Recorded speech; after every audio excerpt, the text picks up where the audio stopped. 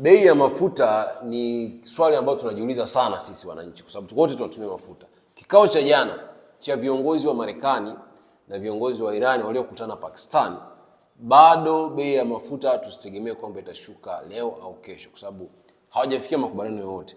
Na kama hawajafikia makubaliano yoyote, maana yake kwenye hii Gulf ya Iran inaitwa Persian Gulf, ambapo kuna ule mfereji unaitwa Strait of Hormuz, ya sehemu ambayo mafuta mengi yanapita, bado kuna mgogoro. Na pia tumeshuhudia kwamba Irani wameleta mapendekezo yao kwa Marekani, walikuwa wanaita 10 point agenda, lakini Marekani wameyakataa, kwa sababu yale mapendekezo ni pamoja na kuidai Marekani ifidie majengo yaliyobomoa, mabomu yaliyobomoa majengo, madaraja yaliyovunjika na hasara nyingine zilizosababishwa. Wanasema kwamba walipwe ndio waweze kuendelea na makubaliano mengine. Marekani wamekataa, kwa hiyo tutegemea labda leo au kesho wanaweza kaja na kitu kingine. Kwa hiyo bei ya mafuta tusitegemee itashuka leo au kesho, bado bei inaweza kuendelea kuwa ni kichomi kwa dunia nzima,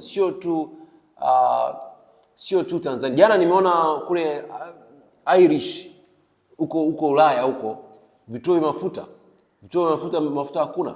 Philippines wametangaza state of emergency, hakuna mafuta. India ndio karibu 80% ya mafuta yake yanapita pale Strait of Hormuz, sio yanatoka Iran. Strait of Hormuz ni sehemu ya upana wa mita 30, yani unaweza kwa macho yako unaona upana wa bahari ambapo meli zinakuwa zinapita, ambazo meli hizo sio kwamba zinatoka Iran, zinatoka Iraki na zinatoka nchi nyingine za UAE, zinapita pale. Kwa hiyo pale sasa hivi wanasema wametega mpaka mabomu ya kwenye maji, wanaita mines. Mpaka kuna wataalamu kutoka Marekani wameenda kukagua zile mines ambazo meli ikipita inaweza kigusa bomu linalipuka na kuweza kulipua meli nzima. Kwa hiyo bado sasa hivi tumeona meli baadhi ya wasafirishaji wamiliki wa meli wamegoma kupeleka meli zao pale. Sasa hivi meli zinazopita ni chache sana, kwa sababu wanasema wana assurance gani kwamba kama zikipita pale hazitatunguliwa. Na ukipita pale sasa hivi unabidi ujitambulishe vizuri, ueleze umetoka nchi gani, umeenda gani, na wameshaanza kuchaji. Wamechaji sasa hivi wanachaji dola milioni 1 kupita na meli yako pale. Kwa hiyo huu mgogoro tusitegemee kwamba mafuta yatashuka leo au kesho, mpaka tutakapoona Irani wamekubali matakwa yao yatimizwe, ambapo takwa lingine kubwa, kwa sababu kama siku 5 zilizopita walikuwa wametangaza ceasefire kati ya Marekani na Iran, lakini tumeona bado kuna mapigano kati ya Irani na Israeli, kwa sababu Israeli wao wanasema hawakuwepo kwenye makubaliano yale ya ceasefire, na Israeli bado wanaendelea kushambulia Lebanon. Sababu Lebanon kuna wanamgambo wa Hezbollah pamoja na Hamas, wale wana connection na Iran, na wale wanamgambo ni wanamgambo ambao wanatetea Gaza, wanatetea Wapalestina, kwamba Wapalestina wanavyoondolewa kule, wanavurumishwa, ni wao wanatetea. Sasa wanatetea wakiwa Lebanon. Sasa wako Lebanon, kwa hiyo Israeli inabidi vikosi vya usalama vishambulie Lebanon na waangushe majengo na sehemu zote ambazo wanajua kwamba watu wamejificha. Kwa hiyo bado mgogoro huu hauwezi kuisha kirahisi. Inawezekana kuisha, lakini bado sio kitu ambacho tunaweza kusema unaisha leo au kesho, kwa sababu damage ambayo imesababishwa na mabomu ya kutoka Israel na Marekani kwa Irani, na effect yake ni kubwa sana. Kwa hiyo ni mambo ambayo inabidi tunaomba serikali za dunia, sehemu nyingine pamoja na Afrika, kila mtu azungumzie kwamba kuna kelele, kwa sababu tukikaa tu kimya inaonekana kwamba kinachoendelea kule ni sahihi. So tumeona mpaka hata United Nations imekuwa ni kama iko kimya tu. Watu kule wanauana, watu wafanya hivi, wao wanazungumza tu, hakuna action yoyote ile. Na United Nations tunajua kabisa kwamba zaidi ya 75% mchango wake mkubwa unatoka United States, na ofisi ziko huko. Kwa hiyo haya mambo ya sasa hivi yanayoendelea kwenye siasa hizi za Middle East ni mambo ambayo yanarudisha nyuma uchumi wa dunia, kwa sababu mafuta ndio uchumi wa dunia. Sababu mafuta ndio yanayo drive engine, yanayo drive viwanda, yanayo drive magari, vitu vyote vinategemea source of energy. Kwa hiyo sio vitu vya kushabikia. Kuna watu wanashabikia, wanasema kati ya Marekani na Iran nani ameshinda. Ni vitu ambavyo inabidi tuondoe mambo ya ushabiki, kwa sababu huu ushabiki unaonyesha kwamba hatujui kwamba hata tunaoathirika ni sisi wenyewe, mwananchi mmoja mmoja. Yaani unapokaa unaendesha bodaboda, unapokaa unanunua mafuta lita moja kuweka kwenye gari yako, na wewe pia ni mwathirika wa vita, kwa sababu bei ya mafuta kwenye soko la dunia, bei inapopanda kila mtu ni mwathirika, kwa sababu soko la dunia ndio linalotaja bei ya wewe unaponunua mafuta mwisho kwenye matumizi yako. Kwa hiyo tumeona pia Marekani ameenda kumvamia Venezuela, akamteka president, na biashara yote ya mafuta ya kule Venezuela sasa hivi inafanywa na Marekani. Yaani zile refinery zote zinatoa mafuta, yanatolewa Venezuela na kwenda Marekani kwa ajili ya kwenda kwenye soko la dunia. Kwa hiyo ni vita sana, ni vita za kibiashara. Wao Marekani wanasema hawataki serikali ya Iran, lakini sio kwamba hawataki serikali ya Iran. Hawataki serikali ya Iran kwa sababu serikali ya Iran imekataa kukubaliana na masuala fulani hasa kwenye mambo ya mafuta. Kwa sababu mafuta na msimamo wao juu ya Israel na Palestina. Hivyo ndio vitu ambavyo vimesababisha mgogoro uwepo kwa Middle East.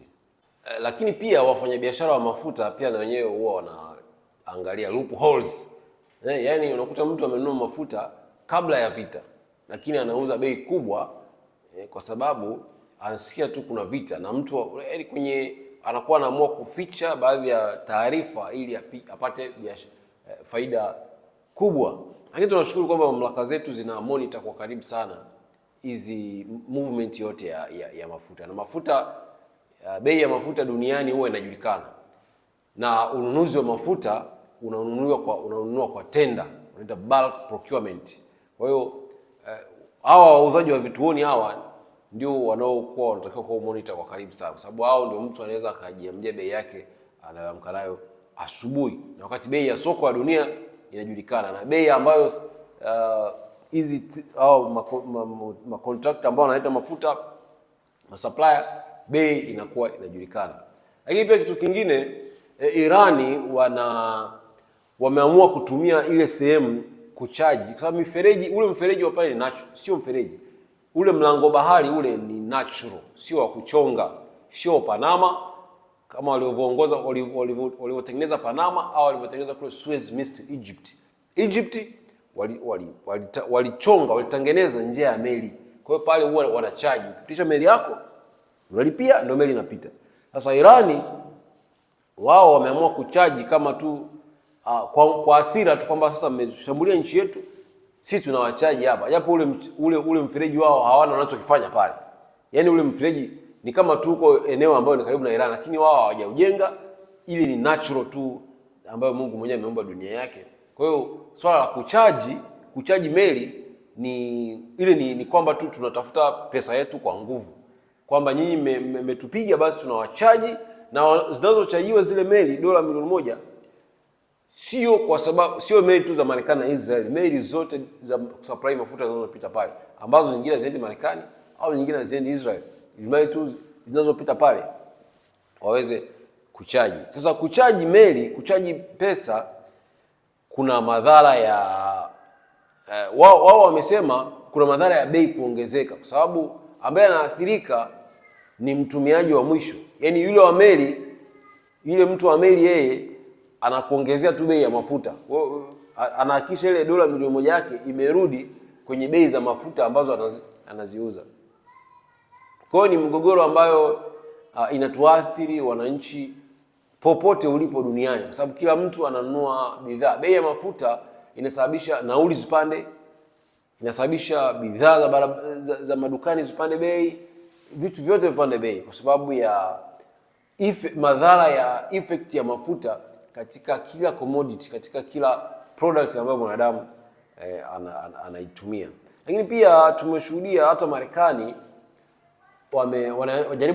wananchi wameandamana kule Marekani, kwa maandamano makubwa sana ambayo yaje kutokea zaidi kabla watu milioni 10 kwenye states mbalimbali, kuhusu kupinga maamuzi yanayofanywa na kiongozi wao mkuu Donald Trump, ambaye wamesema ni kwamba ni kama anajiamulia tu mambo mwenyewe, kama vile serikali nini, hakuna cha bunge, hakuna nini, ambayo walikuwa wanataka kufanya movement ya kumimpeach president. Sijui kama itafanikiwa au la. Lakini nchi za Ulaya pia nyingi watu wamepinga hayo mambo, lakini pia tumeshuhudia maandamano mbalimbali yakiwa yanapinga masuala yanayofanyika. Hata Israel pia kumekuwa kuna maandamano Tel Aviv, kwa sababu jiji la Tel Aviv ndio jiji namba 2 kwa ukubwa Israel, linashambuliwa sana na Iran. Tumeona watu wanaondoka, wale wa Israeli wanatoka wanapitia huku Egypt kwa kutumia mfumo ya boda, wanaondoka wanaenda nchi nyingine kwa sababu ya usalama unakuwa mdogo, kwa sababu huwezi ukasema una amani wakati kila siku unaona mabomu yanakuja yanaporomoka kutoka hewani. Kwa hiyo Middle East sasa hivi sio tena. Tumeona Dubai pia airport imepigwa mabomu. Tumeona kuna sehemu ambazo kuna base za United States zimeshambuliwa, Saudia imeshambuliwa, Bahrain imeshambuliwa, Qatar imeshambuliwa na Iraq imeshambuliwa. Yaani sehemu yoyote ambayo